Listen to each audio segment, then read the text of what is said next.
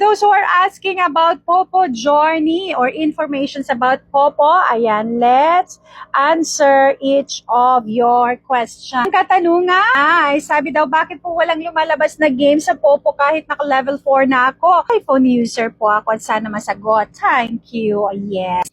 At ito naman po ang ating pag-uusapan today. Actually po, ang minimum na level po na lalabas ang ating Fun Island o yung mga games natin ay level 5. So, ibig sabihin lang po yan, ay malapit ka na dyan. Kaya, kung ano man ang iyong ginagawa, leveling up sa iyong Popo, ayan, since you are level 4 na, sabi mo ngayon, kung ano po ang ginawa mo dyan para mag-level up, ayan, keep doing that hanggat umabot ka sa more higher levels para ikaw po ay makapagsimula na ng paglalaro. But, ayan, syempre, I will warn you na always play in moderation. And dapat po ay meron kayong bonggang-bonggang limitations and of course, discipline in everything that we do dito sa ating Popo World, but not only in Popo World, but of course, in real life. Naway nasagot ko po ang inyong mga katanungan at magkita-kita po tayo sa susunod natin po na mga video. And by the way, please don't forget, ayan,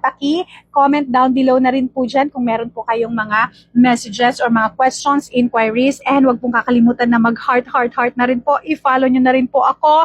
At saka syempre, i-copy nyo lang na rin po ang link. It doesn't matter po kung saan nyo po siya i-share. Ayan, all you have to do po is i-copy nyo lang po ang link para ayan, si TikTok din po ay ma-identify kayo as a real human being para if meron kayong mga questions or mga videos, content like this, ayan, your videos will be visible din po sa mga other viewers dito sa ating TikTok world.